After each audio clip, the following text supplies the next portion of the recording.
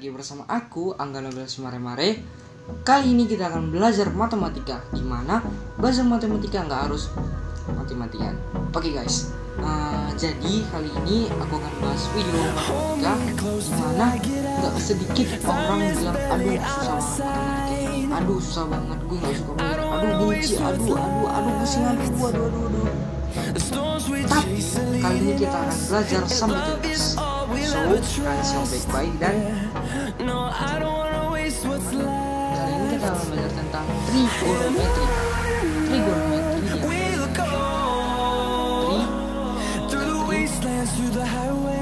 kita akan belajar tentang hubungan antara sisi segitiga. Jadi, masalah ini masih teman-teman. Siap baik-baik dan trigonometri.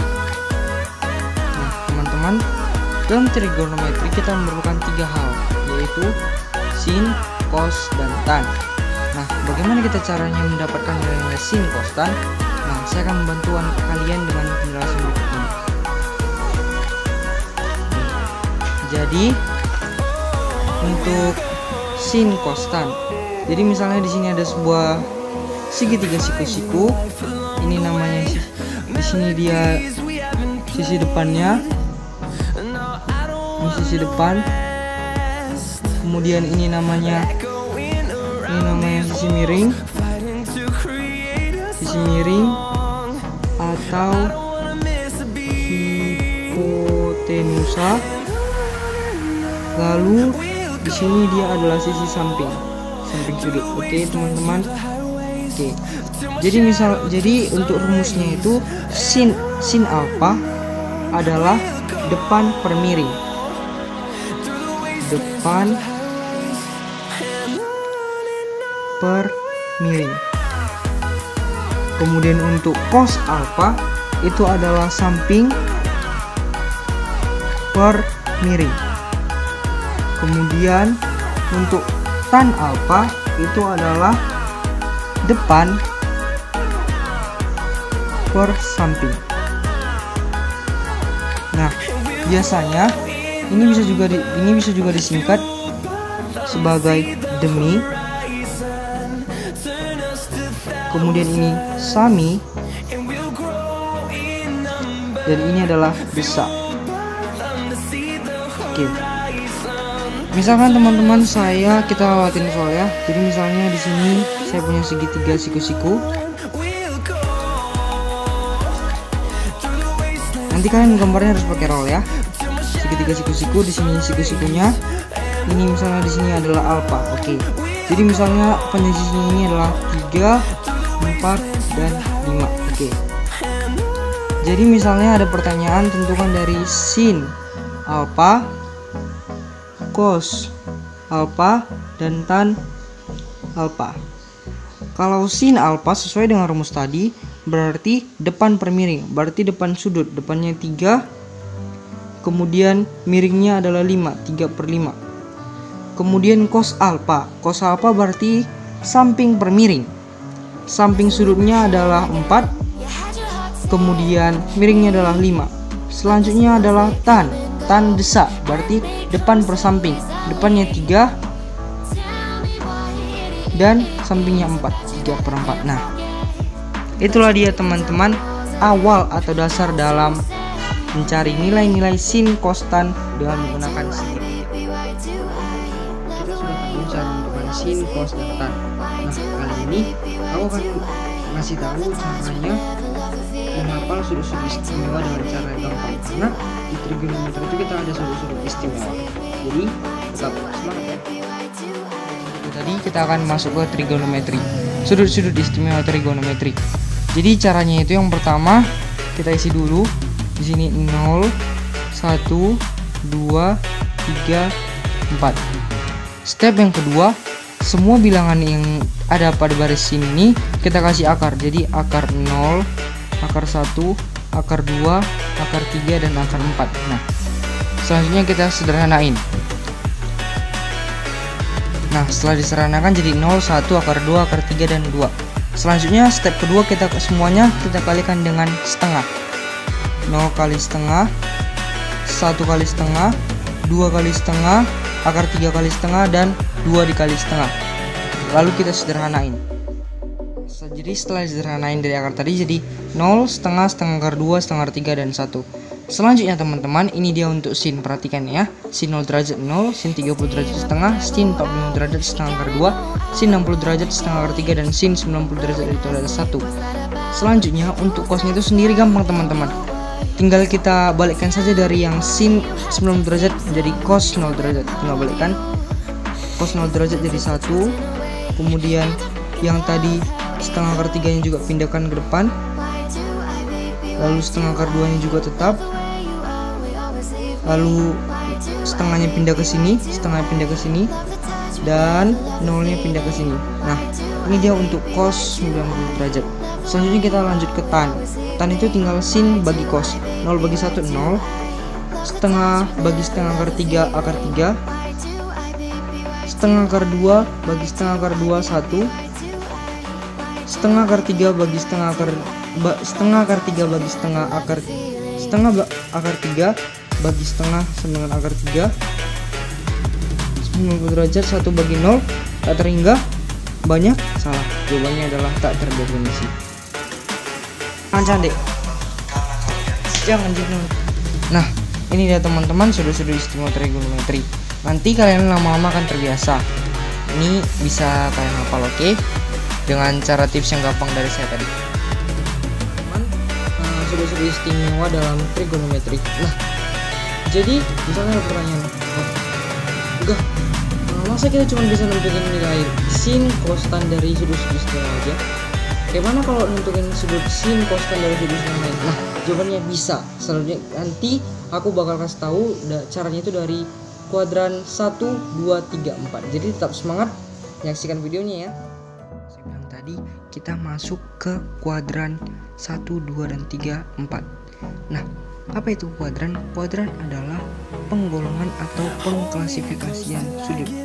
Buat apa sih gunanya kuadran ini? Gunanya adalah buat bisa menghitung nilai sin kostan dari sudut-sudut yang lain di luar dari sudut-sudut istimewa.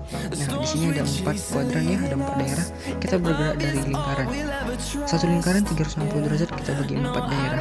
Ada kuadran 1, 2, 3, dan 4.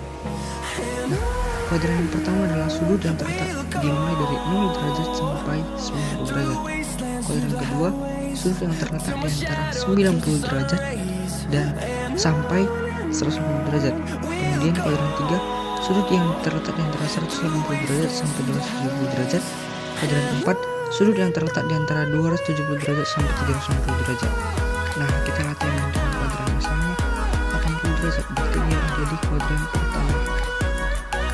175 derajat, kuadran kedua pastinya.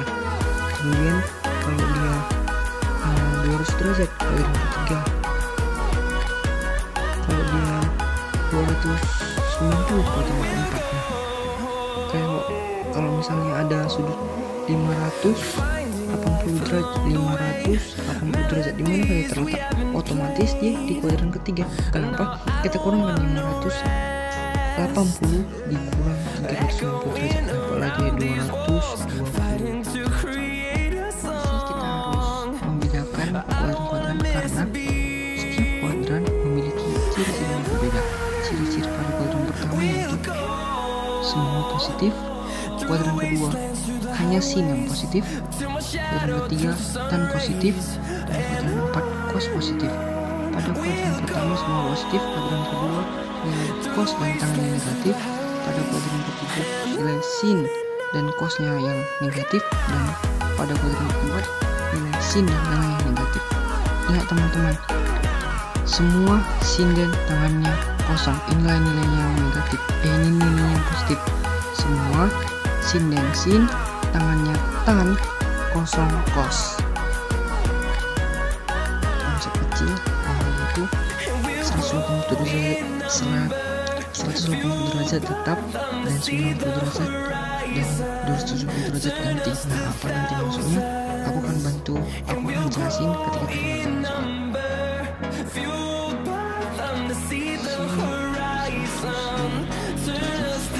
Sin 180 derajat. langkah pertama kita harus analisis ini berada di kuadran berapa. Nah, 150 derajat berarti dia ada di kuadran yang kedua, 150 derajat. Berarti informasinya sin positif. Berarti langsung saja kita buat sin 150 derajat positif. Berarti langsung kita buat positif sin. Nah, 150 derajat kan bisa kita ganti dengan 180 derajat dikurang 30 derajat. Nah, sesuai dengan konsep ini tadi teman-teman, 180 derajat tetap. Berarti kalau ke sini berarti 180 derajatnya bisa kita hilangin, tinggal positif sin 30 derajat. Positif sin 30 derajat adalah setengah. Nah, kita juga bisa kerjakan. Nah, selanjutnya kita mengerjakan yang konsep ini, 90 derajat dan 270 derajat ganti. Apa maksudnya? Kita bisa ganti misalnya sin 150 derajat. Nah, sin 150 derajat itu kan kita analisis ada di kuadran yang kedua, berarti otomatis sin positif. Berarti kita langsung buat di sini positif sin. Sesuai dengan namanya, 150 derajat itu kita ganti dengan 90 derajat, berarti 90 derajat ditambah 60 derajat. Kalau sin teman-teman ini dia ganti menjadi positif cos 60 derajat. Cos 60 derajat berapa? Cos 60 derajat itu adalah positif setengah. Nah, sama kan? Nah, selanjutnya itu adalah cos dari 240 derajat. Cos 240 derajat. Nah, kita analisis 240 derajat itu ada di kuadran yang ketiga. Apa informasinya? Nilai tan yang hanya positif. Berarti cos sudah pasti negatif. Kita isi berarti cos negatif. Nah, 240 derajat itu bisa kita gantikan teman-teman menjadi 180 derajat ditambah 60 derajat. Berapa? Berarti kan 180 derajat tetap. Berarti kan negatif cos 60 derajat. Oke. Berarti negatif cos 60 derajat berapa? Negatif setengah. Nah, ini dia. Kita bisa juga coba dengan cara lain, yaitu cos 240 derajat. Cos tadi kan kuadran yang ketiga, dia berada di kuadran ketiga. Nah, dia hanya tan yang positif, berarti selebihnya negatif. Kita ganti cos 270 derajat kurang 30. Nah, kalau dia cos 270 derajat, dia diganti jadi minus sin 30 derajat. Berarti tetap hasilnya minus setengah. Sama kan teman-teman? Nah, tambah dan minus itu nggak usah dipedulikan, langsung saja nilainya.